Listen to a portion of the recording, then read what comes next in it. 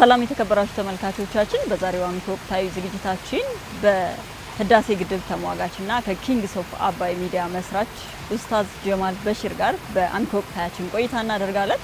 ከሳቸው ጋር አባይን፣ ህዳሴ ግድብን እንዲሁም ሌሎች ተያያዥ ጉዳዮችን እያነሳን ነው ቆይታ የምናደርገው። አብራችሁን ስለምትቆዩ ከወዲሁ እናመሰግናለን። ማህደር ብርሌው ነኝ። ስላገኘሁት በጣም ደስ ብሎኛል። እኔም እንደዛው። የአባይ ጉዳይ የህዳሴ ግድብ ጉዳይ የሁሉም ኢትዮጵያዊ የጋራ ጉዳይ ነው፣ የእያንዳንዱ ግለሰብ ጉዳይ ነው።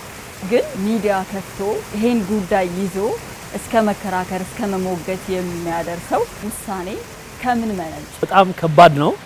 በኢትዮጵያ የአረብና የኢትዮጵያ በተለይ ደግሞ የኢትዮጵያን ሙስሊሞች የአረብ ግንኙነትን በምናይበት ወቅት እንደኔ አይነቱ ሰው አንደኛ ሙስሊም፣ ሁለተኛ ከአረብ ጋር ደግሞ በተያያዘ ሌላው ቀርቶ እኔ ከልጅነቴ ጀምሮ የአረብኛ ትምህርት የሚያስተምሩ ትምህርት ቤቶች ጋር አረቦችም ጋር እንደዚሁም ደግሞ በቤተሰብ ደረጃ ራሱ የኛ እህቶችም ቤተሰቦችም አረብ ሀገር ሄደው በሚሰሩት የሚያስተዳድሯቸው ቤተሰቦች ውስጥ አንዱ እንደመሆን ከዛም በኋላ ሃይ ስኩል ከጨረስኩ በኋላ ደግሞ አረብ ሀገር ሄጄ ነው የተማርኩትና ሳውዲ አረቢያ ሄጄ ነው የተማርኩት።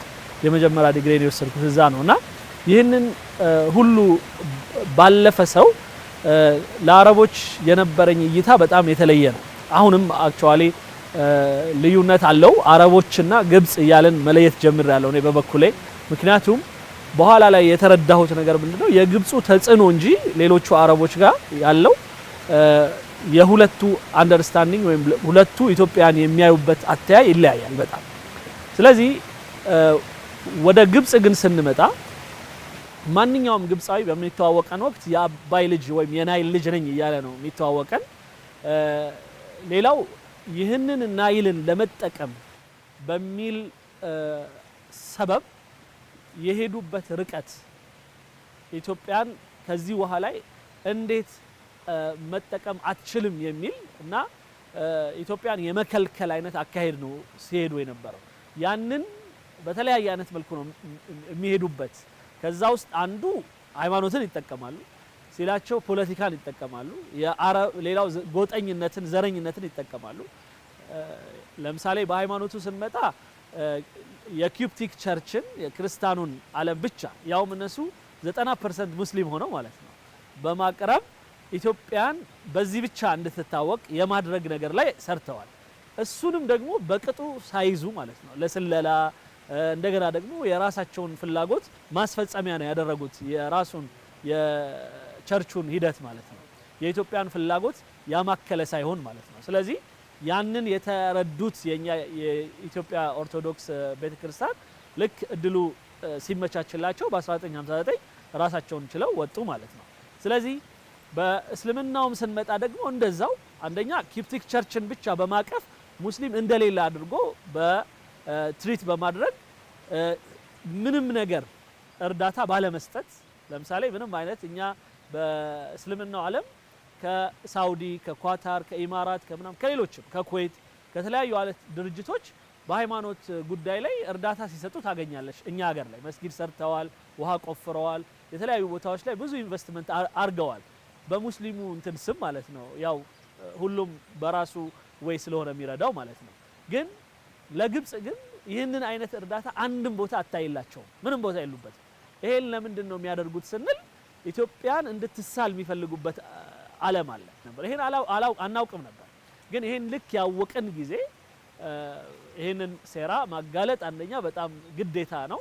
ሁለተኛ የኛ ማህበረሰብ በጥሩ ያለውን ለአረቡም ዓለም ለሙስሊሙም ዓለም ያለው ፍቅር ያለው ውዴታ ያለው እይታ እንደተጠበቀ ሆኖ ግን የሀገርን ሪሶርስ በመጠቀም ረገድ ደግሞ አሉታዊ ተጽዕኖ ሊያመጣ የሚችል የሆነ አካሄድን ደግሞ የሚሄድ እንኳን የውጭ ዓለም አይደል የራሱም ሰው ቢሆን በሚችለው ሁሉ ሊከላከለው ይገባል ብዬ አምናለሁ። ስለዚህ ከዛ አኳያ ይሄንን ሁኔታ ተቀላቀልን። እናም አንደኛ ከዛ በኩል ያለውን ትርክት ኢትዮጵያውያኖች ማወቅ አለባቸው በሚል ምን ያስባሉ፣ እንዴት ይላሉ፣ እንዴት ይናገራሉ፣ ኢትዮጵያን የሚያዩበት እይታ እንዴት ነው ኢትዮጵያዊ እንዲያቅ ትርጉም ስራውስ በደንብ ሰርተናል። በዛው ልክ ደግሞ የኛን ስትርክት አረቦቹ በተለይ ምክንያቱም ሳውዲ፣ ኢማራት፣ ኳታር ሌሎች አረቦች በአጠቃላይ ለኢትዮጵያ ሊኖራቸው የሚገባው እይታ ንጹህ ነው መሆን ያለበት። ለምን ቢባል አንደኛ ኢትዮጵያውያን አረቦችን ወይም ሃይማኖትንም ይዘው የመጡትን በንግድም ይምጡ በሃይማኖትም ይምጡ በምን የመቀበልና አብሮነትን ነው እያሳየች የኖረችው ኢትዮጵያ። ስለዚህ በዛም ነው የሚያቋት መጽሐፎቻቸው ያንን ነው የሚመሰክሩትም። ስለዚህ ከነቢያዊው ትውፊት ንግግር ጀምሮ እቺ እውነተኛ ሀገር እቺ እሷ ዘንድ ማንም የማይበደል የሆነ መንግስት ያለባት ነጃሺ ያለባት ሀበሻ ጋር ሂዱ ብለው እስከ መምከር ደረጃ የደረሱ በጣም ቆንጆ የሆነ ኢሜጅ ነው ያለን።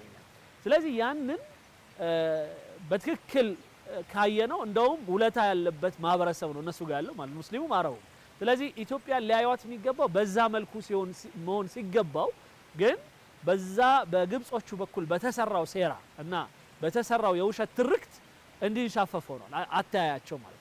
ስለዚህ በተለያየ አጋጣሚዎች እኛን ለምሳሌ የባህር በር ያሳጣን የሆነ ከኤርትራ ጋራ ባለው ሁኔታ እዛ አካባቢ ያሉ ሽፍቶችን ወይም ደግሞ ተቃዋሚዎችን መደገፍ ኢትዮጵያን ያለ ባህር የሚያስቀራት የሆነ ተንኮሎችን መስራት ይሄን ሁሉ የሰሩት ብዙ የአረቡ ዓለም በግብጽ አስተባባሪነት ሌላው ደግሞ የዌስተርኑ ወይም የምዕራቡ ዓለምም እጅ ነበረበት።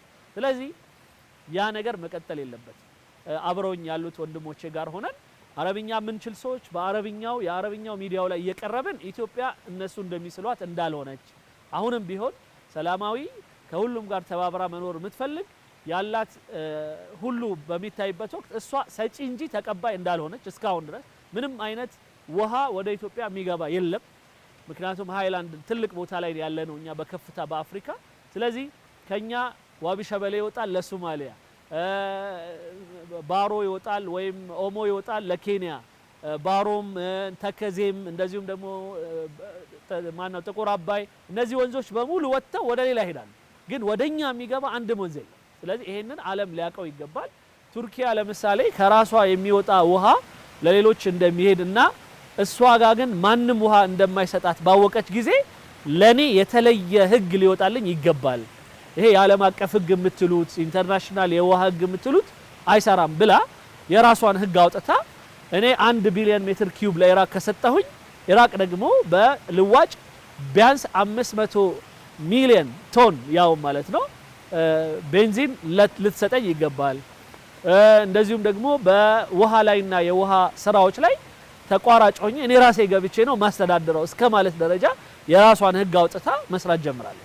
ስለዚህ ኢትዮጵያ ግን 55.5 ቢሊዮን ሜትር ኪዩብ ውሃ በነፃ እየሰጠች እንደገና ይሄን ውሃ በነፃ የሰጠችበትን ከዚህ በኋላ ምናልባት ከተጠቀመችው በሚል ደግሞ አጉል ስጋት ሰላም እንዳታገኝ ውሃዋን እንዳትጠቀም ምንም አይነት የውሃ ፕሮጀክት ስታደርግ መንግስት እንዲበጠበጥና እንዲረበሽ ይሄን ሁሉ ስራ የሚሰሩበት ሁኔታ ነው ያለው። ስለዚህ ይሄ መቆም አለበት የሚል አቋም ይዘን ነው ኪንግስ ኦፍ አባይ ብለን የተነሳ ነው እና በእርግጠኝነት ህዝባችን ማህበረሰባችን ይሄን ነገር ከተረዳው በእኛ ሌቭል ላይ ከመጣ ሁላችንም በጋራ ከሰራን የሃይማኖትም የፖለቲካም የምንም ነገሮች ሁሉ ከኛ ሰላም ከኛ ደህንነት ከኛ ሀገራችን መቀመጫ በላይ ሊሆን አይችልም። ይህንን ውሃችንን ባለመጠቀም የተነሳ የመጣብንን ድህነት ደግሞ በሁሉም መልኩ በመስኖም በውሃ ላይ በውሃ ጋር በተያያዙ ጉዳዮች የአሳም ከውሃ ጋር ደግሞ ተያይዞ ቱሪዝም ማለት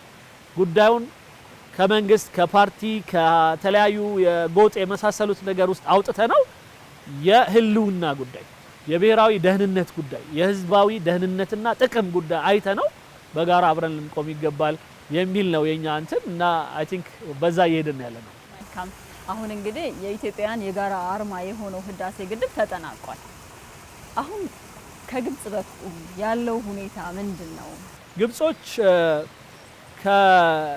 ከኢትዮጵያ ጋር በተያያዘ ያላቸው አጀንዳ በአጠቃላይ ከጥቁር አባይ ወይም እነሱ ብሉ ናይል በእንግሊዝኛው በአረብኛው አኒሉል አዝረቅ ብለው የሚጠሩት ውሃ የነሱ ነው በእነሱም ነው። ስለዚህ ይሄንን ውሃ ማንም ሰው መጠቀም የለበትም። ኢትዮጵያን እሺ ምን ታደርግ አናን እንጠይቃቸዋለን። እሺ ኢትዮጵያ ምን ታደርግ ታዲያ ይሄንን ውሃ ምን እንድታደርግ ነው የምትፈልገው? አይ ኢትዮጵያ ዝናብ አላት ኢትዮጵያ ሌላ ወንዞች አሏት። ይሄ በግልጽ የሚናገሩት ነገር። ስለዚህ ይሄንን ብቻ ትጠቀም፣ ከዚህኛው ውሃ ላይ ግን ምንም ነገር መጠቀም የለባትም ይሉና እሺ ምንድነው እንትናችሁ ማለት አርጊውመንታችሁ ነው? ለምንድን ነው እንደዚህ የምትሉት? ይሄ እኮ የማይመስል ነገር ነው ካልሻቸው ኢትዮጵያ ለምሳሌ በ1902 ከዳግማዊ ምኒልክ ጋር ስምምነት አድርጋ ነበረ። ለእንግሊዞች የፈረመችው ፊርማ አለ ይላሉ። ያ ፊርማ ምንድነው የሚለው? ከዳር እስከ ዳር አልዘጋም ነው የሚለው። በእነሱ አተረጓጎም ግን ምንድነው የሚለው? ምንም አይነት ፕሮጀክት በናይል ላይ ወይም በጥቁር አባይ ላይ ላልሰራ ብለው ነው ቃል የገቡልን። ይሄ አንዱ ነው። ሌላው በ1929 ከእንግሊዞችና በዚህኛው ሳይድ ካሉት ሌሎች የራሳቸውም ሌሎችም ቅኝ ግዛቶች ጋር አብረው ሆነው ተከፋፍለው የኢትዮጵያን የዩጋንዳን ወይም ከዩጋንዳ በኩል የሚመጣውን ውሃንም የራሳቸው ብቻ አድርጎ የመጠቀም ምንድነው የሚባለው የቅኝ ግዛቶች ውል አለ። በ1929 የግብፁን ወይም ደግሞ ይሄ ዳውን ስትሪሙን የታችኛውን አገር ተጠቃሚ ብቻ የሚያደርግ ኢትዮጵያም ዩጋንዳም ሌሎች ምንም አይነት ውሃ ላይ ፕሮጀክት ሲፈልጉ ማስፈቀድ እንዳለባቸው የሚያሳይ የሆነ ውል አላቸው። ውሃውን ደግሞ ቆርጦ የመክፈል 48.4 ነው 48.5 ለግብፅ 4 ብቻ ቢሊዮን ሜትር ኪዩብ ለሱዳን። ከዛ ውጭ ያለው በሙሉ አንዳንዱ ለትነት ይሄዳል፣ ሌላው የራሱ ጉዳይ። ግን ኢትዮጵያ መጠቀም የላትም። ኢትዮጵያ ምንም ሸር የላትም። ውሉም ላይ ጭራሽ አላስገቧትም። እዛ ላይ ጭራሽ የለችም። ይህንን ውል ማስከበር አለብን። ሌላው ቀርቶ ነው የሚገርመኝ ይህንን አይነት ውል ለማስከበር የሚችል የሆነ መንግስት ነው እኛ ጋር መፈጠር ያለበት ብለው በህገ መንግስታቸው ኦሬዲ ቁጥር ጠርተው ምንም መንግስት በኢጂፕት ውስጥ አይሾምም ይህንን ነገር ከማስከበር የመጀመሪያው ስራ ካልሆነ በስተቀር የሚል ህግ አላቸው። እና ይህንን ደግሞ በተለያየ ትርክቶች ለምሳሌ በፊልሞች፣ በድራማዎች፣ በዘፈኖች፣ በትምህርት ካሪኩለም ውስጥ በሁሉም አቅጣጫ ህብረተሰቡ ራሱ ይሄን ሐሳብ እንዲገዛው አድርገው አንተ የናይል ልጅ ነህ፣ ናይል ያንተ ነው፣ ሌላው ቀርቶ በእናትህ በኩል የምትጠባው ጡት ራሱ የሚመጣልህ ከናይል በጠጣችው ውሃ ነው የሚል እሹሩሯቸው ሳይቀር በዛ መልኩ ተላብሶ ህብረተሰቡ እንደዛ እንዲያስብ ተደርጎ አሁን ይፈልጉት የህዳሴ ግድብ ቢገደብም ነገር ግን ከኤሌክትሪክ ማመንጨት ውጪ ነገር እንዳይሰራ አንድ፣ ሁለተኛ ኤሌክትሪክ ከማምረት ባሻገር ያሉ ለምሳሌ መስኖ ስራ ምናምን ነገር እንዳይታሰብ ማለት ነው። ህዳሴ ግድቡ ላይ በተለያየ መልኩ የኢትዮጵያ የዲፕሎማሲ ጥረት የህዝቡ አንድ ላይ ሆኖ ገንዘብ ማዋጣት ሌላም ብዙ ነገሮች ብዙ ፋክቶች ነው ይሄንን በስራ ላይ ያዋሉት ህዳሴ ግድብን ህዳሴ ግድብ ያደረጉት። ከዚህ በኋላ ግን የነሱ ፍላጎት ምንድነው? አንደኛ በዚህ በህዳሴ ግድቡ ላይ አጠቃቀምን በተመለከተ እነሱ በሚፈልጉት ብቻ ውሃው ወደ እነሱ እንዲሄድ ከኤሌክትሪክ ውጪ መጠቀም እንዳንችል ሌላ ግድቦች እንዳንገድብ የሚያደርግና አሳሪ የሚሉት ነው። ሁሌ አሳሪና አስገዳጅ እያሉ ስሙን ይጠሩታል። ውል የሚፈረምበት ሁኔታ ለማድረግ ነው አሁን ያለው ጫና። ኢትዮጵያ በአጠቃላይ በጋራ የመልማት ሀሳብና አቋም ነው እንደ ሀገር ያላት ማለት ነው። በግንባታ ሂደቱ ላይ የነበሩ ችግሮችን ለመፍታት የጋራ ተጠቃሚነትን ለማረጋገጥ እና ስምምነቶች ላይ ለመድረስ የተለያዩ ጥረቶችን ስታደርግ ነበረ ከጎረቤት ሀገራት እና ከሌሎች በዚህ ጉዳይ ላይ ይተባበሩ ከነበሩ ሀገራት ጋር የትብብር ማዕቀፍ እንዲዘጋጅና ሌሎችንም ጥረት ስታደርግ ነበረ። ፕሮጀክቱ የህዳሴ ግድብ ለቀጠናውና ለተፋሰሱ ሀገራት የጋራ መልማት እድልን ይዞ የሚመጣ ነው ብላ ነው ኢትዮጵያ የምታምነው። ብዙ ሀገራትም ይሄን ይስማሙበታል። የጋራ ልማት ነው ስንል ህዳሴ ግድብ እንዴት ነው? ማሳያዎቹ ምንድን ናቸው? የህዳሴ ግድብ የጋራ የልማት አቅጣጫ መሆኑን ማሳያው የመጀመሪያው ይሄ ህዳሴ ግድብ ገና ከጅምሩ የተገደበው የት ነው ስንል ቤኒሻንጉል አካባቢ በጉባ የአየሩ ሁኔታ በምታይበት ወቅት በጣም ምቹ የሆነ የመትነን አቅም በተለያዩ ጥናቶች የሚያሳዩት በጣም ከበዛ በአመት 2 ቢሊዮን ሜትር ኪዩብ ብቻ ነው የሚተንበት። ነገር ግን ወደ ሱዳን ስንሄድ ወደ ግብጽ ስንሄድ የተሰሩ ግድቦችን በሙሉ ጥናት በሚያደርጉበት ወቅት በትንሹ ከ10 እስከ 30 ቢሊዮን ሜትር ኪዩብ ድረስ ውሃ የሚተንባቸው በጣም ሞቃታማ ስፍራ ናቸው። ስለዚህ ኢትዮጵያ ላይ ግድቡ በመገደቡ ወደፊትም ብዙ ግድቦች ቢገደቡ ያ ማለት ምን ማለት ነው? ቢያንስ የመጀመሪያው ስራ ትነት ቢባልን በማስቀረት የውሃውን መጠን ከትነት በመታደግ ማብዛት ይቻላል። ይሄ የመጀመሪያው። ሁለተኛ የህዳሴ ግድቡ ኤሌክትሪክ ያመርታል በጣም ብዙ፣ በአፍሪካ አንደኛ ነው። 5000 ወይም ከ5000 በላይ ሜጋዋት የሚያመርት የሆነ ኤሌክትሪክ የሚያመነጭ የሆነ ምንም አይነት ሜጋ ፕሮጀክት እዚህ አካባቢ የለም። ያ ማለት ምን ማለት ነው? ለምሳሌ ኤርትራን ብንወስድ፣ ጅቡቲን ብንወስድ፣ ሶማሌን ብንወስድ፣ ሱዳን ራሷን ብንወስድ፣ ከዛም ግብጽንም ብንወስድ እነዚህ ሀገሮች በሙሉ ከኢትዮጵያ አሁን ልክ ታንዛኒያ እንደመጣችው ኬንያ፣ ሶማሊያ እነዚህ በሙሉ ሀገሮች፣ ደቡብ ሱዳን እነዚህ ሀገሮች በሙሉ ከኢትዮጵያ አሁን ላይ በተለይ በኢንዱስትሪ ያላት አቅም ጋራ በሚታይበት ወቅት ገና ሁሉንም መጠቀም የምትችልበት ሁኔታ እስኪፈጠር ድረስ ብዙ ግድቦችም እየገደበች ቢሆን ኤሌክትሪክ የመጠቀም እድል አለ ማለት ነው። ስለዚህ አንድ ይሄ ሌላው የማስተሳሰሪያው ውል ነው። ሌላው ኢትዮጵያ ላይ ውሃ ካለ በጣም ብዙ የሚታረሱ መሬቶች አሏት። ስለዚህ ያንን የተለመደው የሆነውን የየአመት ብቻ በአመት አንዴ የምታደርገውን የእርሻ ሂደት በመስኖ በጣም በማጠናከር እስከ 3 ጊዜ የማረስ ነገር ይፈጠራል። ያ ማለት ደግሞ ብዙ ምርት ይመጣል። ስለዚህ አንዳንዶች እኛ ሀገር ቅርብ ሆነው ከኡክራይና፣ ከራሻ፣ ከካናዳ ስንዴም ይገዛዋል።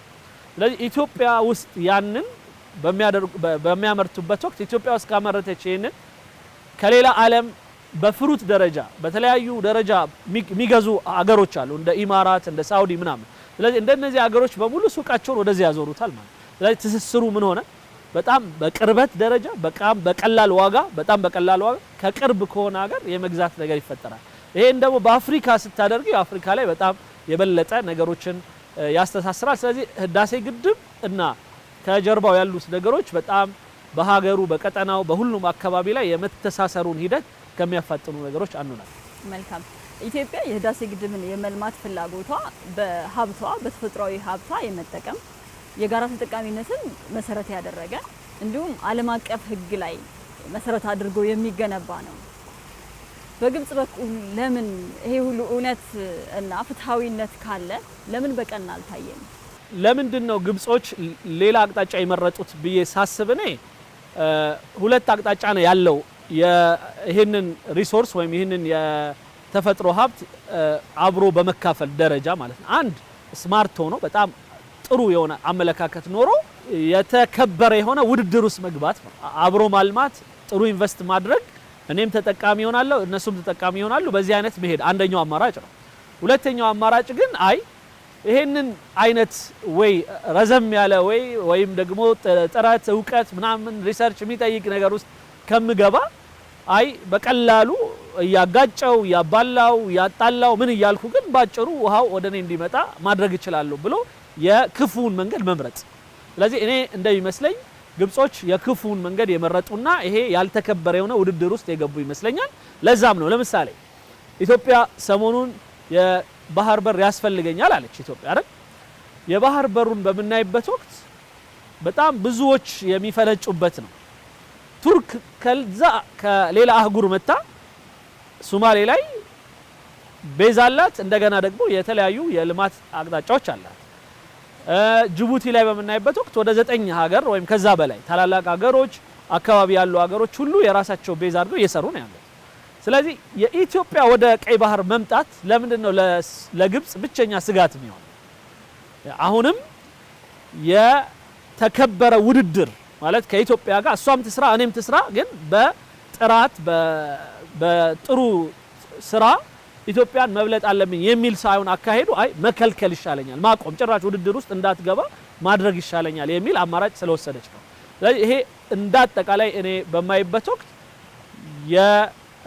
በጣም የሰልፊሽ ወይም የራስ ወዳድነትና ሌላው የኢትዮጵያ ላይ ያለው እስከዛሬ ድረስ የሄዱበት ርቀት ኢትዮጵያን እኛ የምንፈልገው ደረጃ ደርሳ ተወዳዳሪ የምትሆንበት አቅም የላትም የሚል በጣም ከፍተኛ የሆነ ንቀት አለ። በዛ ንቀት ውስጥ ስለሆነ ያሉት እስካሁን ድረስ ኢትዮጵያ ሰርታ ብላ ሳይታ ስታልፋቸው ብቻ ነው እንደገና መጥተው ለመድረስ ይሞክሩት። ልክ እንደ ህዳሴው ግድብ ማለት ነው።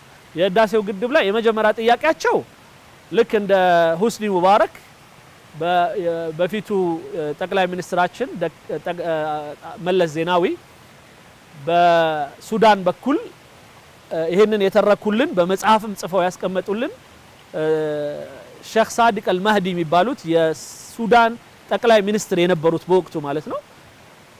አቶ መለስ ዜናዊ መጥቶ እኔን ኑና አብረን እንስራ ግድቡን፣ ሱዳንም የሆነ ገንዘብ ታዋጣ፣ ግብጽም የሆነ ነገር ታዋጣ የሚል ሐሳብ አቅርቦ ነው።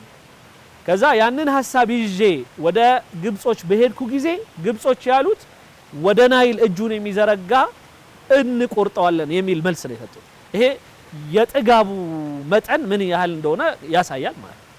ምንም ነገር አትሰሩም። ከዛ እንዳለው ሁስኒ ሙባረክ ጣሊያን ሄደ። የሳሊኒን ካምፓኒ ራሱ ጣሊያን መንግስትን አስጠነቀቀ። ይሄ ግድብ በመሐከላችን ገና ተግባቦት የሌለበት ስለሆነ እጃችሁ እንዳታስገቡ የሚል ጥያቄ ጠየቀ። ቻይናን በወቅቱ እንደውም ኮሪያዎችም የሆነ ያህል ሊረዱ ነበረ፣ እነሱንም ታይዋን እንደዛው ሌሎችም ሀገራት የዓለም ባንክም ጭምር በፍጹም በዚህ ግድብ ላይ ምንም አይነት እጃቸውን እንዳያስገቡ የሚቻላቸውን ሁሉ የዲፕሎማሲ ኢንቨስትመንት አድርገው ችለዋል። በወቅቱ ኢትዮጵያ እንዳትሰራ ለማድረግ ማለት ነው። ግን የኢትዮጵያ መንግስት በወቅቱ በወሰደው ከፍተኛ የሆነ ጥሩ የሆነ አቋም የህዝቡን ማስተባበር ያለኝ አማራጭ በራሴ መስራት ነው ብሎ የዚህ አይነት አቅጣጫ መከተሉ በቀጥታ በቃ ኢትዮጵያ ራሷ ናት የምትሰራው ከዚህ በኋላ ሌላ ምንም የላትም የሚለውን። ሌላው የተለያየ ሁለተኛው ስትራቴጂዋ ግብጽ ማስፈራራት ነው። በአፍሪካ አንደኛ የሆነ ጦር አለኝ፣ ስለዚህ ምንም ብትሰሩ መጥቼ እመታለሁ ምናምን የሚል ነበር። እሱንም መፍራት የሚባለውን ነገር ማስወገድ ነው ስትራቴጂው በሚለው አንፈራም፣ የፈለጋችሁትን አድርጉ የሚል አቋም ተወሰደ። ስለዚህ መሰረቱም ተጣለ፣ ሄድንበት። በአጋጣሚ ሆኖ ደግሞ የግብጽ የአብዮት ነገር ተፈጥሮ ሌላው የሚቀጥለው መንግስት መጣ። እስኪመቻች ድረስ ኢትዮጵያ የሆነ ያህል ገፋች። ሌላው የሚቀጥለው መንግስት የሚገርመው እንደ መሐመድ ሙርሲ ሲመጣ ምንድነው ያለው? ወደ ግብጽ ውስጥ የተተከሉ የተምር ዛፎች እየጠቆመ هذا النخيل يروى بماء النيل ይሄ የምታዩት ተምር በሙሉ ዛፍ የሚጠጣው የናይልን ውሃ ነው። ይህንን የናይል ውሃ የሚቀንስ ኃይል ከመጣ ያ የቀነሰው ጠብታ በደማችን ይተካል የሚል በጣም የታወቀበት የሆነ ንግግርን አድርጎ ነበር። ስለዚህ ይህን አይነት የጥጋብ ይህን አይነት የንቀት ይህን ያህል በፍጹም ከሌላ ጋር ለመተባበር እንደው ግራውንድ እንኳን ትንሽ ፍንጭ የሚያሳይ አካሄድ አልነበራቸው። ስለዚህ ልክ ይሄ በፊት በፈርዖን ጊዜ የድሮ هذه الانهار تجري من تحت ይላል መጽሐፍ ቅዱስም ቁርአኑም ላይ አለ። እንዳጋጣሚ ምንድነው የሚለው? ይሄ ውሃ ከስር የሚወርደው የኔ ነው ማንም አይነካውም የሚል ነገር ነበር እና ልክ የዛ አይነት አካሄድ ነው የሄዱት። አሁንም በባህሩ ላይ ያንኑ ጀምረዋል። ስለዚህ እኔ የሚመስለኝ የግብፁ አካሄድ ከመልካምና ተወዳድሮ በመልካም ከሌሎች ጋር እኩል ከመስራት ይልቅ በስግብግብነት ላይ የተመሰረተ እና በጥጋብ ላይ የተመሰረተ ወይም ደግሞ በማን አለብኝነት እኔ በዲፕሎማሲውም የመካከለኛው ምስራቅ ላይ የአውሮፓው የአሜሪካውን ፍላጎት በጣም ማሟላው እኔ ነኝ የሚል የነገሰ ሐሳብ አላቸው።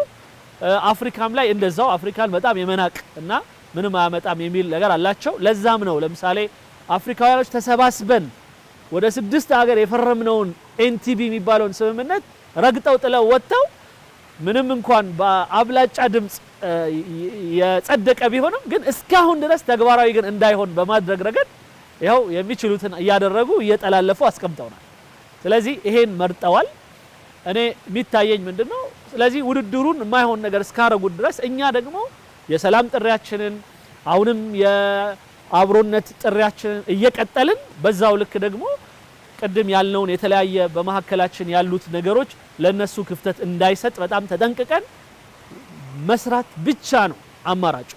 በልጠን ብቻ መገኘት ነው። የዛኔ በእርግጠኝነት ይሄ የስግብግቡ አካሄድ ወይም ደግሞ የአጉል ውድድሩ አካሄድ ወደ ትክክለኛ ይመጣል ብዬ አስባለሁ። ኢትዮጵያ አባይን ስትገድብ የህልውና ስጋት አድርጎ መውሰድ፣ ኢትዮጵያን በተፈጥሮ ሀብቷ የመልማት ፍላጎት ተራ በሌላ ሀገር ህልውና ላይ የተቃጣ አድርጎ የመሳል አላማን ሌላው ዓለም እንዲገዛው ያደረጉበት በኢትዮጵያ ላይ ዲፕሎማሲያዊ ተጽዕኖዎች እንዲኖሩ ያደረጉበት ርቀት አለ። ምን ያህል ተጽዕኖ አድርገዋል?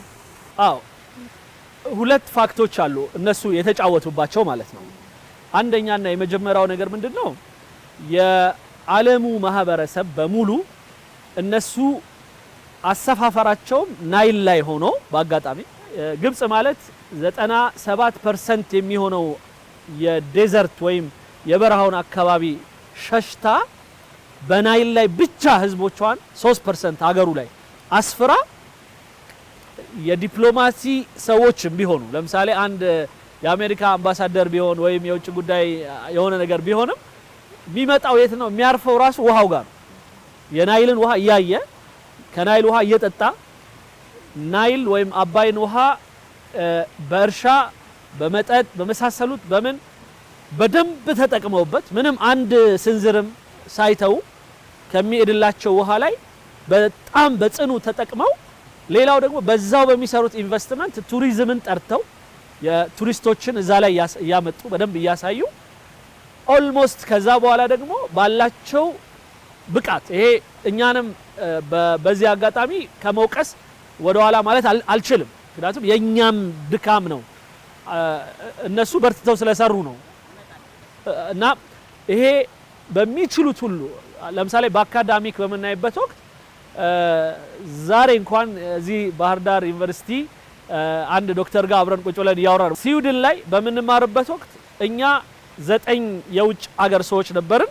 3ቱ ኢትዮጵያውያን 6ቱ ግብፃውያን ናቸው። እኛ ፊዚክስ ባዮሎጂ ምናምን ስናጠና 6ቱ ግን ውሃ ላይ ነበር የሚያጠኑት ብለው ይሄ ማለት ነው አካዳሚክ ላይ በውሃ ጉዳይ በእርሻ ጉዳይ በመሳሰሉት አካዳሚካሊ በጣም ስራ ሰርተዋል። ቅድም እንደጠቀስኩት ልጅ ገና ከመወለዱ እሽሩሩሩ የሚለው ቃል ናይል ሚል አለበት። ልጄ ልክኛ ለምሳሌ አጃውን ባህያ ወተቱ ምናምን በጉያ እያልን እንደምናወራው እነሱ ደግሞ ልጄ ሆይ የምትጠጣው ወተት ከናይል በጠጣውት ውሃ የመጣልህ ነው እያለች ነው የምትዘምርለት። ከዛ ይጀምራል። ኮንስቲቱሽኑ ላይ አለ፣ ህጉ ላይ መዝሙራቸው፣ ፊልማቸው፣ ድራማቸው፣ ዘፈናቸው ሁሉ ነገራቸው ከዛ ጋር የተያዘ ከዛ ቱሪዝሙ ላይ ሰርተዋል። እነ ጉግል እነ ትላልቅ የዓለም የሪሰርች ማዕከላት በሙሉ ናይል የሚል ነገር ስታስገቢ ኢጅፕት እንዲል አድርገውታል ማለት። ስለዚህ አንድ አውስትራሊያዊ አንድ አሜሪካዊ እኔ ብዙ ጊዜ ያገኛለሁ ዶክተሮች ወይ ጠበቃ ምናምን ሌላ ቦታ ላይ ያሉ ቶሎ ብዬ ናይል ካልኩኝ አሪዩ ኢጂፕሽያን ነው ግብፃዊ ነህ ነው የሚሉን። ይሄን በደንብ ሰርተዋል ማለት ነው። በዓለም ላይ ይህን በማድረግ በዲፕሎማሲ እንደሚያሸንፉን እርግጠኛ ሆነዋል በዚህ በመስራታቸው የተነሳ። ስለዚህም ነው ሌሎቹ ዓለማት በዚህ በተዋጣ አይምሮ የኢትዮጵያ ጥያቄን ገና ለመረዳት ራሱ ጊዜ ይወስድባቸዋል። መጀመሪያ ናይል የሚለው ኢትዮጵያ ጋር ምን አገናኘው የሚል የመጀመሪያ ጥያቄ ነው። ኢትዮጵያ ናይል እንዴት? ኢትዮጵያ የምትታወቀው በድህነት ነው። ኢትዮጵያ የምትታወቀው በረሃብ ነው። ጆክ የሚሰሩብን አንዳንዴ ሰዎች ሳይቀር በተለይ ኮሜዲያን ሳይቀር ስለ ረሃብ ሲያነሱ ኢትዮጵያን የሚያነሱበት ሁኔታ ያለበት አገርን ናይልን ለማስተዋወቅ ራሱ ይከብዳል መጀመሪያ ማለት። ስለዚህ እነሱ ግን ሰርተውበታል። ለዚህ ነው እኔ ለምሳሌ አንድ ተወያይ የውጭ ጉዳይ ሚኒስትር ቢሮ ቃል አቀባይ ነው ከአሜሪካ ቀርቦ እየተወያየ ያለ የጠቀሰው እስካሁን አይምሮ ይላል ምንድነው ያለው? የግብጽ የናይል ፍላጎትና የናይል ምን ያህል አሳሳቢነቱን ለማወቅ እኔ ራሴ በቂ ነኝ ይላል። ግብጽ ለስራ በቆየውበት ጊዜ ናይልን እያየው ከናይሉ እየጠጣው ናይሉ ላይ የዋኘው ናይሉ ላይ የተዝናናው ነበረ የቆየውት ግብጽ ውስጥ ይላል። እኛ ጋር እንደዛ ነው ወይ ስንል የለም፣ በጣም ልዩነት አለ፣ ትልቅ የሆነ ልዩነት አለ። ስለዚህ ያንን እንደ ግራንት ወስደው እንደ መያዣ ወስደው በሁሉም የዲፕሎማሲ መስክ እንደሚያሸንፉ እርግጠኛ ሆነው ነው የገቡት እነሱ። እና ይሄም ነው አንድ እንትን የሰጣቸው የልብ የሰጣቸው። እና ኢትዮጵያ ውስጥ ደግሞ በሃይማኖት ስምም በሌላም ነገር ገብተው ደግሞ የሰሩት ነገር አለ፣ በደንብ ያውቁታል። ስለዚህ ኢትዮጵያኖችን ምን አይነት ነገር ውስጥ አስቀምጠው እነሱ ጋራ ለመወዳደር በዲፕሎማሲም ይሁን በእውቀትም ይሁን በምን እማንደርስባቸውና ከፍተኛ ልዩነት እንዳለን እርግጠኛ ሆነው ነው የገቡት እዚህ ጫወታ ውስጥ። ስለዚህ ኢትዮጵያኖች በጣም በእነሱ ልክ እየሄድን አንችላቸውም። ስለዚህ እርምጃ ከሆነ እነሱ እየሄዱ ያሉት በሩጫ ነው ማለት ነው መሄድ ያለብን። ስለዚህ በዚህ ፍጥነት ሄደን ግን ይሄን ትርክት ምን ቀይርበት ጊዜ ይመጣል ብዬ አስባለሁ። መልካም በግብጽ አስተዳደር ቢቀያየር መንግስታት ቢቀያየሩ የማይቀይሩት አንድ ኮመን ናሽናል ኢንትረስት ነው፣ የአባይ ጉዳይ የህዳሴ ግድብ ጉዳይ ማለት ነው። በእኛ በኩል ይሄን ያህል ተረድተነዋል። ይሄን ኢንትረስታቸውን ለማስፈጸም ኢትዮጵያ ውስጥ የሚችሉትን ያደርጋሉ። ይሄን ተረድተነዋል። እነሱ አባይን በተረዱበት ከፍታ ብቻ አይደለም እኛ ላይ እያደረጉ ባሉት ደረጃ እንኳን ተረድተነዋል። አባይ ለኛ ምንድነው የሚለው እውን ተረድተነዋል። ምናልባት ይሄን ጥያቄ መጠየቅ ድፍረት ሊመስል ይችላል። ነገር ግን የጋራ አድርገነዋል ወይ? ይሄን ጥያቄ እንደ አጠቃላይ እንደ ኢትዮጵያ ምን ያስተውላሉ? እኔ ድፍረት ነው ብዬ አላምንም። ጥያቄሽ በጣም ተገቢ ነው እና ደግሞ እውነታም ላይ የተመሰረተ ነው። ለዛ እኔ ማጣቀሻ መናገር እችላለሁ። ለምሳሌ እኔ ራሴን በወስድ በትምህርት ቤት ዓለም ስለ እርሻ የተማርኩት 3ኛ ክፍል ላይ ነው። ከዛ ቆመ። ከዛ በኋላ ተምሬ አላውቅም። ስለዚህ እኔ የቃሪያ ቅጠልና የሽንኩርት ቅጠል አምተሽ ብትጠይቂኝ ሁለቱንም አለይም ማለት ነው። ከውሃ ጋር ያለን ግንኙነትን በምታይበት ወቅት በከተማ ላይ እንኳን ተጠቅመን በሳምንት አንዴ ታጥበን ወይም በወር አንዴ ታጥበን እሰየው ብለን መኖር የለመድን ሰዎች ነን። ከተማ ላይ ያውም አዲስ አበባን የሚያክል ትልቅ ሀገር ውስጥ እንጦጦ አካባቢ ወይም ከአዲስ አበባ ዳርቻ አካባቢ አዲስ አበባ ውስጥ አንዳንዴ ውሃ 3 ቀን የለም። ስለዚህ ቤተሰብ ውስጥ ጀሪካን ይዞ ሄዶ ተልኮ በጀሪካን ቀድቶ መምጣት ኖርማል ነው እኛ ጋር። ሌላም የውሃ ላይ ትምህርት መጨረሻው ምን እንደሆነ አይታወቅም። ስለዚህ እርሻ አልመርጥም። ከልጅነቴ ምን መሆን ትፈልጋለህ ከተባለ 3 ነገር ነው ብዙ ጊዜ የምጠቅሰው። ፓይለት መሆን ፈልጋለሁ፣ ዶክተር መሆን ፈልጋለሁ፣ ሌላ ምናልባት ከፍ ካለ የሆነ ነገር ሌላ ነገር እንጠቅስ እንጂ በፍጹም ከግብርናና ግብርና ጋር የተያዘ ነገር የለንም። ስለዚህ እንደውም እኔ ማቀው እኔ ያደኩበት አካባቢ ኳስ ሜዳ አካባቢ አንድ ሰው አያቅም በጣም ሞኝ ነው ቂል ነው ምናምን ለማለት የምንጠቀመው የትችት ስድብ አንዱ ገበሬ የሚለው ቃል እስካሁንም ድረስ አንፎርቹኔትሊ ወይም አለመታደል ሆኖ እስካሁንም ድረስ ያንን እንጠቀመዋለን። ስለዚህ ለግብርና፣ ለገበሬ፣ ለውሃ፣ ለእርሻ ያለን አመለካከት የተቀረጸበት ሂደት ከአካዳሚኩ መስመር የተሻለ ነገር እንዳንይዝ ወይም ደግሞ ምንም በዛ ጉዳይ ላይ የሆነች ሀሳብ እንዳይኖረን ሆኖ ነው ያደግነው። ለዚህም ነው ቅድም ያንቺ ጥያቄ ልክ ነው እንደገና ያስኬዳል ያልኩት። ለምሳሌ እኛ ነቅተን ትንሽ እንኳን በህዳሴ ግድብ ጉዳይ ላይ ኪንግስ ኦፍ አባይ ብለን ከመንቀሳቀስ ጋራ እስኪ ምን ያህል ኢምፓክት ወይም ምን ያህል ተጽዕኖ ፈጥረናል የሚለውን አሰስመንት ለመስራት አዲስ አበባ ዙሪያ መጠይቆች ይዘን ዞር ብለን ነበር እና አንድ ጥያቄ አረሳው። የህዳሴ ግድብ የት ነው የተገደበው የሚል ጥያቄ ብቻ ነበር። ከዛ ውስጥ ግብጽ ያላል ኦሮሚያ ክልል ብሎ ይመለሳል ወይ ምናምን። ይሄ የሚያሳየን ምንድነው ምን ያህል ድንቁርና ውስጥ እንዳለን በራሳችን ትልቅ የሆነ የዓለም ሁሉ መነጋገሪያ በሆነ ኢሹ ላይ የኛ ወጣቶች የኛ ምሁራኖች የኛ የተለያዩ እሳቤ ውስጥ ያሉ ሰዎች ምን ውስጥ እንዳሉ የሚያሳይ። ስለዚህ ይሄ ነገር አግዟል ብዬ አስባለሁ። አሁን ቅድም ላልነው ለግብጽ አካሄድ ማለት ነው። ስለዚህ ያለን እድል ምንድነው አሁን ላይ ይሄንን ለመቀየር የተጀመረው መነቃቃት አለ። አሁን የህዳሴው ግድብ ትልቅ የሆነ ያስተሳሰብ ለውጥ አምጥቷል ብዬ አስባለሁ ቢያንስ በቲዮሪ ደረጃ። ከዛ ውጪ አሁን ላይ መንግስት በጣም ሊሰራበት የሚገባው ነገር ብዬ የማምነው በህዳሴ ግድቡ ህብረተሰቡ ምን ያህል እየተጠቀመ ነው የሚለውን አጉልቶ የማሳየት ነገር ያስፈልጋል። ለምሳሌ እኔ በእርግጠኝነት አውቃለሁ በህዳሴ ግድብ ላይ በአሁኑ ሰዓት ላይ የመብራት ለውጦች ኢትዮጵያ ውስጥ ብዙ እንዳሉ አውቃለሁ። ያንን ግን በደንብ ማሳየት ለማህበረሰቡ ይፈልጋል። እንደገና አሁንም ኤሌክትሪኩን በደንብ በመዘርጋት በተለይ ገጠሩ ምኑ አካባቢ በደንብ ተጠቃሚ እንዲሆን ማድረግ መቻል ያለብን ይመስለኛል። ምክንያቱም አንዳንድ ጊዜ ጢስ አባይ ጋር ትሄጃለሽ ውሃው በጣም ይፈስበት አንድ ግድብ አለ ይባላል። ከዛ ግድቡ ስር ግን ያለው ሰው ኤሌክትሪክ የለውም።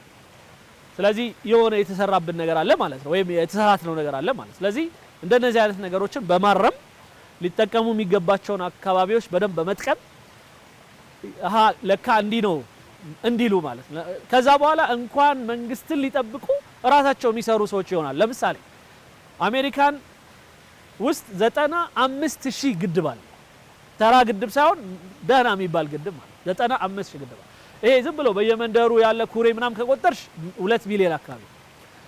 ግን ከ95,000 ግድቡ 65%ቱን የገደቡት ግለሰቦች ናቸው። ወይ በፒኤልሲ ወይ በምናምን እየተቋቋሙ ነው የሰሩት።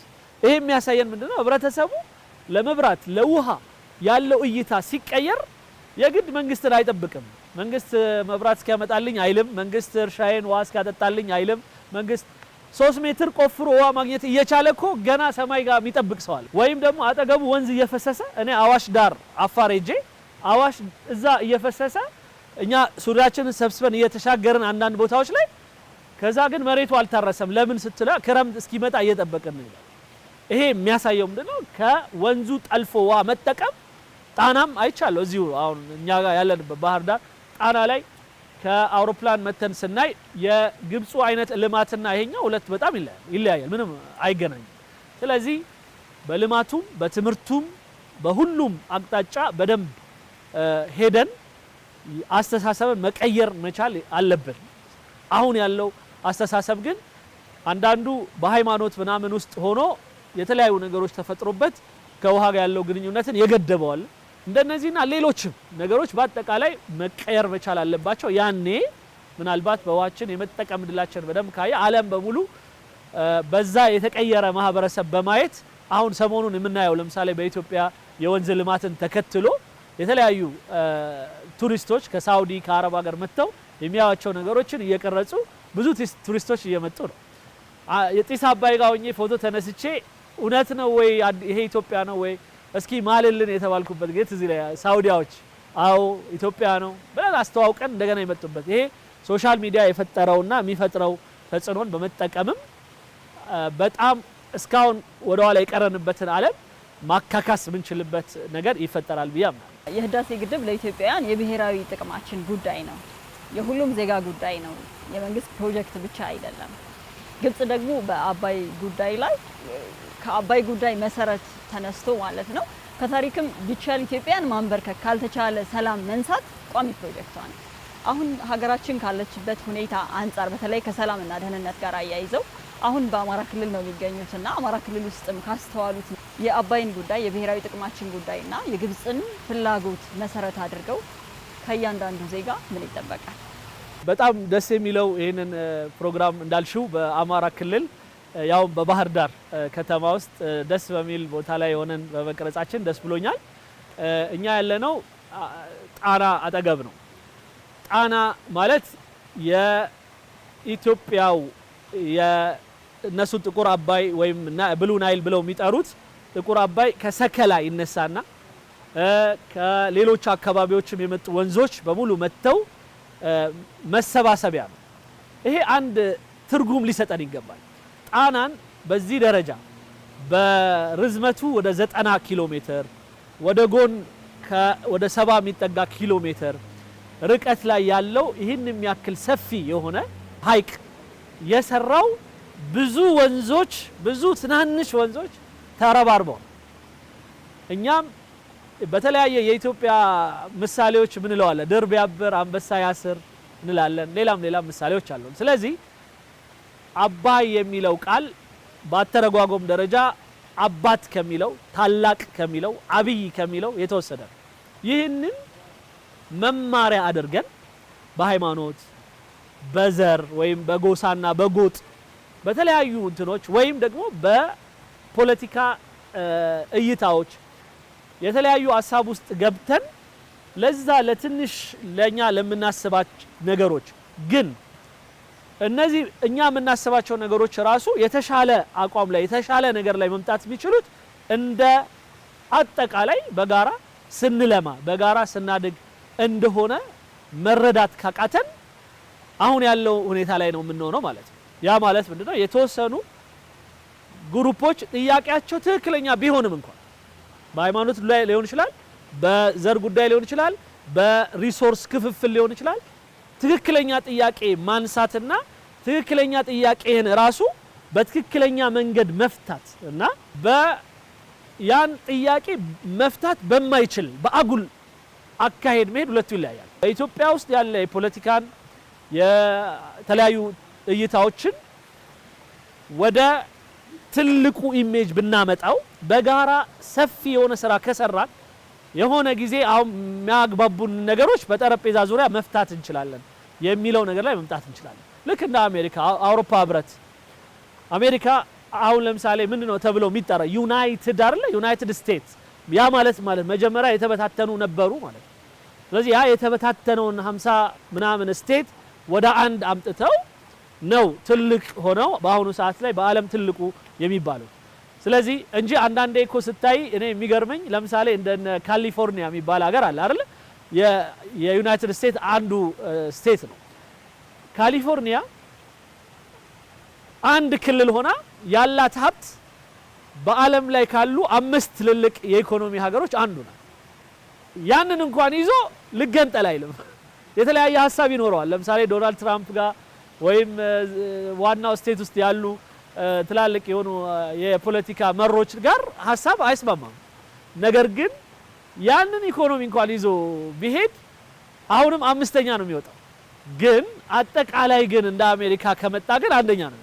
ስለዚህ አንደኝነትን መርጦ እዛ ውስጥ ያለውን የፖለቲካ እንትን አንዳንዴ ሪፐብሊካን ሲያሸንፍ፣ አንዳንዴ ዲሞክራት ሲያሸንፉ ያንን በጸጋ ተቀብሎ 4 አመት ታግሶ ይጠብቃል ማለት ነው። እስከ 4ኛው አመት ላይ እጥለዋለሁ ብሎ ያስባል።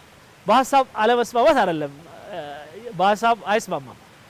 ግን 4 አመት መታገስ ይሻለዋል ሀገሩን ከማውደም እንደገና ደግሞ ራሱንም ወደ ኋላ ከማስቀረት።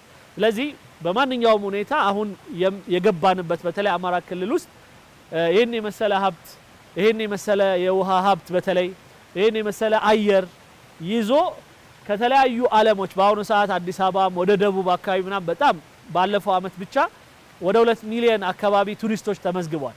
ስንቶቹ ናቸው ወደ አማራ ክልል የመጡት ሲባል 0 ነው ወይም በጣም ጥቂት ነው። ያ ማለት ራሳችንን አከሰርን ማለት ነው። ራሳችንን አገራችንን እንዳትጠቀም እንዳታድግ አረግን ማለት ነው።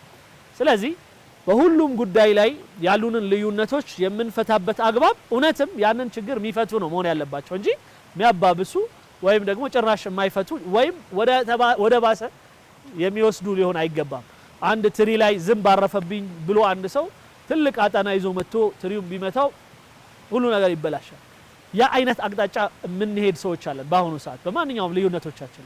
ስለዚህ ከዛ አይነቱ አካሄድ ትንሽ ወጣ እንንልና በተቻለ መጠን ፖለቲካን፣ ፓርቲን፣ ሌላ እይታዎቻችን፣ የሃይማኖት የመሳሰሉት ልዩነቶቻችንን ከሀገር አጠቃላይ ኢሜጅ በጠቅላላችን ብንጠቀም እነዚህ ነገሮችን በኋላ ላይ በመግባባት ብንፈታቸው እንደሆኑ አስበን ሀገራችን መጀመሪያ በእግሯ እንድትቆም በተለይ ደግሞ ከውጭ ጋር ሲመጣ አንዳንዱ ከባዳም ጋር ሆኜ ባንዳ ሆኜ እኔ የምፈልገው ነገር ቢረጋገጥ ይሻላል የሚል በጣም ጭፍን የሆነ አመለካከት ያለው አለ። ይሄ በጣም እስካሁን ድረስ ያመጣብንን ጣጣ እናውቀዋለን። ለምሳሌ ሰሞኑን ኢትዮጵያ ሱዳን ሀሚቲ የሚባለው ወይም ይሄ ልዩ ኃይል የሚባለውን ኢትዮጵያ እያገዘች ነው የሚል በጣም ሮይተርስ ያወጣው አንድ ዘገባ ተመስርቶ በጣም እየሄደ ነበር። ዛሬ አንድ ሱዳናዊ ጋር እየተወያየን ነበር አንድ ጣቢያ ላይ። ምን ይላል? ኢትዮጵያኖች ወዮላችሁ ይለኛል። ምን እኛ ከዚህ በፊት ኢትዮጵያ ላይ ባኮረፍን ጊዜና ሁለቱን ሻዕቢያዎች በረዳን ጊዜ መንግስቱ ኃይለ ማርያምን እንደጣል አትርሳ አለኝ። እንደዚህ ነው። ይሄ ማለት ነው እኛ ባንዳዎችን ተጠቅመን እናንተን እስከ መንግስት መጣል ድረስ መሄድ እንደምንችል አሳይተናቸዋል። እስከ 130 ታንክ ድረስ ከግብጽ በኩል አስመጥተው ለሻዕቢያዎች አከፋፍለው እንዳስመቱን ያውቃሉ እና ሌሎችም። ስለዚህ በዚህ መልኩ ስንሄድ ምንድነው የተጠቀምነው? እንደ ሀገር የባህር በር አጣን። ተገንጥላ ሀገራችን ቁንጽል ሆነች። ፖለቲካችን ላለፉት 30 ምናምን አመት ወዲያ እየሄደ አሁን ላለንበት አዘቅት ጥሎናል። ስለዚህ ምናልባት በወቅቱ የዛኔ መንግስቱ ኃይለ ማርያምን ወይ ኃይለ ሥላሴን የተቃወሙ ሰዎች አሁን ላይ ቢጠየቁ አይ እንደው የዛኔ እንደዛ ቁጭ ብንል ይሻለን ነበረ የሚሉበት ሁኔታ ልክ እንደ አሁኑ ኢራቅን የተቃወሙ አንዳንድ ኃይሎች አሁን ላይ ኢራቅን ሳዳምን ከጣሉ በኋላ እንደዛ ሌላው ቀርቶ ሐውልቱን ሲያፈርጡና የነበሩት አሁን የኢራቅ ሚዲያ በሳዳም ፎቶ በጣም ሞልቷል። ሳዳም በመጣ ብሎ ማለት ሊቢያም እንደዛው ቀዳፊ ማለት አንድ ልጅ ሲወለድ ደሞዝ ይሰጠው ነበር ለሀገሩ ለህዝቡ ምን ያህል የቆመ እንደነበረ ግን ከአውሮፓው ከአሜሪካው ጋር የነበረው ፖለቲካ ግን ልክ አልነበረም ስለዚህ ውስጥ ያሉትን አንዳንድ የማይመቹ የሆኑ ፖለቲከኞችን ተጠቀሙበት አጠፉት አሁን ላይ ቀዳፊ ናልን ብለው እየጸለዩ ነው ግን አይመጣም ስለዚህ አሁንም አንዳንዶቻችን ያለንን በእጃችን የያዝነውን ምናልባት በአማርኛ የሚባል አባባል አለ ብልጥ ልጅ የያዘውን ይዞ ያለቅሳል አሁን ያለውን ተስፋ አሁን ያለውን መልካም ትንሽ እይታ ቢሆን ያችን ጭላንጭል ይዘን እንደ ማስፋት እቺኑ ካላጠፋን ብለን የምንረባረብ ሰዎች አለን በጣም አደጋ ውስጥ ነን ስለዚህ ይሄንን ወደ ኋላ ትተን የሚሻለው የጋራ ነገር ላይ ትኩረት ሰጥተን ሌሎቹን ነገሮች ደግሞ በዲሞክራሲው አውድ በተከፈተልን ቀዳዳ ጥሩ የሆነ ነገር እስኪመጣ ድረስ መታገስና መስራት ብቻ ነው የሚያዋጣን ብዬ ነው ማለት ነው ኡስታዝ ከአሚኮ ወቅታዊ ጋር ላደረጉት ቆይታ እናመሰግናለን እኔም እንደዛው አማራ ሚዲያ አዲስ አበባም ያለው ቅርንጫፋችሁ እዚህም ያለው አጋጣሚዎችን እንደዚህ ተጠቅሙ ይሄንን ጉዳይ ማስተማር ማሳወቅ ለህዝብ ማሳየቱ በጣም መቀጠል አለበት ብዬ አምናለሁ እንደ ሀገርም ደግሞ የመጀመሪያው ኃላፊነት እናንተ ጋር ይመስለኛል ምክንያቱም የአባይ መነሻ እናንተ ናችሁ የጣና ሐይቅ ባለቤት እናንተ ናችሁ ስለዚህ ራሱ ምንድነው የሚባለው የሆነ አማርኛ አባባል አለ ባለቤቱ የጣለውን አሞሌ ባለዳ አይቀበለውም ወይም የናቀውን አሞሌ ባለዳ አይቀበለውም የሚል አባባል አለ ስለዚህ ወይም ደግሞ በሌላ አባባል ደግሞ ባለቤቱን ካልናቁ አጥሩን አይነቀንቁ ይባላል ስለዚህ አማራ ከተናቀ አማራ ያለበትን ሪሶርስ ተጠቅሞ ራሱን ከፍ ማድረግ ካልቻለ እንደውም በተቃራኒው እንደውም ራሱ ላይ ሊተኩስ ይችላል ብለው አስበው ደግሞ መጠቀሚያ እስከሚያደርጉት ድረስ ከተሞኘ የዛኔ በጣም ትልቅ አደጋ ውስጥ ነን ብዬ አምናለሁ ስለዚህ ይሄንን አሸንፈው የሚወጡት ከሆኑት አንዱ የመንግስት ዊንግ ተብለው ከሚታሰቡ ነገሮች ሚዲያ መንግስትም እንኳን ሲሳሳት ወይ አቅጣጫ ስቷል ብሎ ባሰበ ጊዜ ተው ብሎ በጥሩ መልኩ እያስተካከለ እያረቀ በትክክለኛው መንገድ ህብረተሰቡንም እንደዛው እያነቃ ትግስት እያስተማረ አንዱ የመማሪያ አካል ነውና አሚኮ የሚሰራውን ነገር ከታተላለሁ በአባይ ጉዳይ ላይ ብዙ ሊሰራ ይጠበቃል ብዬ አስባለሁ አሁንም እና አብረነን ሁሌም ኢንሻአላህ ከጎናችሁ ነን እኛም በርቱ ነው የምለው ቴንክ ዩ እናመሰግናለን የተከበራችሁ ተመልካቾቻችን በዛሬው አሚኮ ወቅታዊ ቆይታችን ከኡስታዝ ጀማል በሽር ጋር ነው ቆይታ ያደረግነው በተለይ ደግሞ በአባይ እንዲሁም በህዳሴ ግድብ ዙሪያ ላይ በተለይ በዚህ መስክ ቅርብ ከሆኑ ሰዎች ጋር በጣም የሚታወቅ ፋሚሊያር ሰው ነው ለሁላችሁም ይታወቃል አዲስ አይደለም ብለን እናስባለን ከሳቸው ጋር ዛሬ በአባይ በህዳሴ ግድብ እንዲሁም ደግሞ አጠቃላይ የህዳሴ ግድብ ብሔራዊ ጥቅማችን ነውና ከያንዳንዳችን ምን ይጠበቃል በሚሉ ጉዳዮች ዙሪያ ቆይታ አድርገናል ማህደር ብርሌው ነኝ አብራችሁን ስለነበራችሁ እጅግ እናመሰግናለን ከአሚኮ ቀሪ ዝግጅቶች ጋር መልካም ጊዜን እንመኝላችኋለን መልካም ጊዜ